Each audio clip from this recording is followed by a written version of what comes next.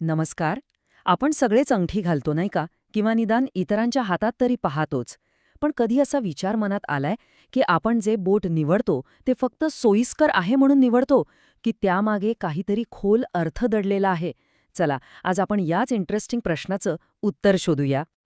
तर हातातील अंगठी ही फक्त एक दागिना आहे की त्यामागे काहीतरी लपलेलं आहे? आणि गंमत अशी आहे की याचं उत्तर ना, ते फक्त एका ठिकाणी सापडत नाही.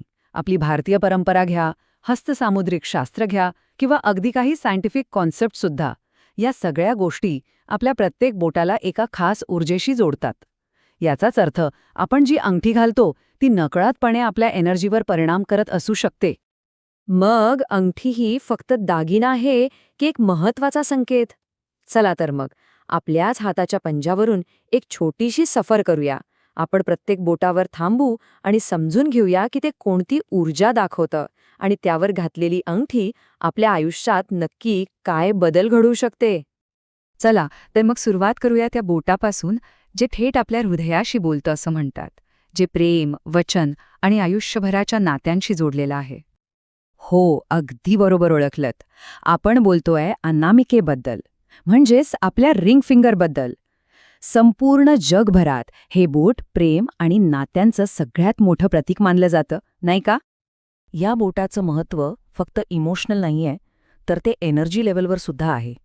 असं म्हणतात की ह्या बोटातून एक अशी ऊर्जा वाहते जिचा प्रवाह सरळ आपल्या हृदयापर्यंत पोचतो. पण असं का मानलं जातं?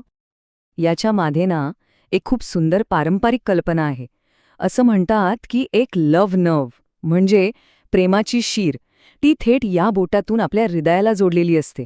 आणि म्हणूनच आपल्या आयुष्यातल्या सगळ्यात महत्त्वाच्या नात्याचं प्रतीक म्हणजे साखरपुडा किंवा लग्नाची अंगठी याच बोटात घातली जाते. असं मानलं जातं की या बोटात अंगठी घातल्यामुळे प्रेम आणि इमोशनल बॉन्ड्स अजून स्ट्रॉंग होतात. इतकंच नाही, हस्तसामुद्रिक शास्त्रानुसार तर एक अजून इंटरेस्टिंग गोष्ट आहे. इथे सोन्याची अंगठी घालणं म्हणजे थेट सूर्याच्या ऊर्जेला अट्रॅक्ट करण्यासारखं आहे, ज्यामुळे नात्यांमध्ये एक तेज आणि पॉझिटिव्हिटी येते.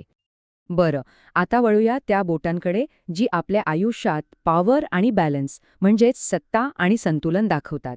हो, आपण बोलतोय तर्जनी आणि मधल्या बोटाबद्दल. ही बोटं जरी एकमेकांच्या शेजारी असली ना, तरी त्यांची एनर्जी पूर्णपणे वेगळी आहे. तर्जनी म्हणजे आपलं इंडेक्स फिंगर.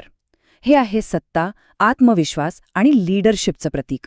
थोडक्यात जगात आपलं स्थान दाखवणारं बोट. तर या उलट मधलं बोट हे बॅलन्स, स्टेबिलिटी आणि जबाबदारी दाखवतो, म्हणजे स्वतःच्या आतलं संतुलन. आता इथे विचार करण्याची गोष्ट आहे की नक्की काय हवंय. समजा कॉन्फिडन्स वाढवून चांगले निर्णय घ्यायचे असतील तर तर्जनीमध्ये अंगठी घालण्याचा विचार करता येतो.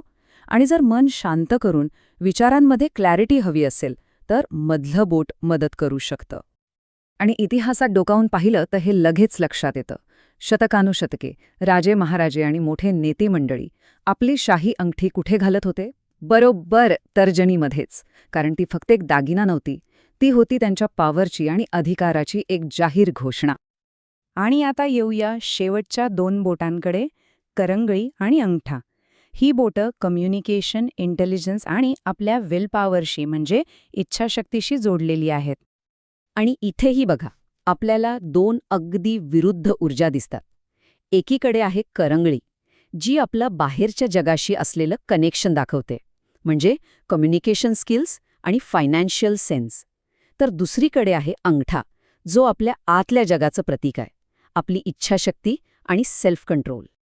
ज्योतिषशास्त्रानुसार करंगळी ही बुध ग्रहाशी जोडलेली आहे आणि बुध म्हणजे बुद्धी आणि कम्युनिकेशन. त्यामुळे इथे अंगठी घातल्याने कम्युनिकेशन स्किल्स सुधारतात असं म्हणतात.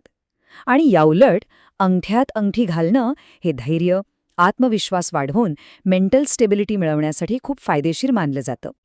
आपल्याकडे भारतात अंगठ्यात अंगठी घालण्याची प्रथा तशी कमीच आहे, पण तरीही हे सेल्फ अश्युरन्सचं म्हणजे आत्मविश्वासाचं एक खूप पॉवरफुल प्रतीक आहे. कदाचित म्हणूनच ते इतकं वेगळं आणि प्रभावी दिसतं, नाही का? तर आपण सगळ्या बोटांचा अर्थ आता समजून घेतलाय. चला, आता या सगळ्या माहितीला पटकन एकत्र करून पाहूया. असं समजा की हा आपल्या हातातील एनर्जीचा एक मॅपच आहे. तर हा आहे आपल्या हातातील ऊर्जेचा नकाशा. चला एकदा पटकन नजर टाकूया. तर्जनी सत्तेसाठी आत्मविश्वास वाढवते. मधलं बोट संतुलनासाठी मन शांत करतं. अनामिका प्रेमासाठी नाती घट्ट करते. करंगळी संवादासाठी कौशल्य सुधारते. आणि अंगठा इच्छाशक्तीसाठी धैर्य वाढवतो. किती सोपं आहे लक्ष ठेवायला.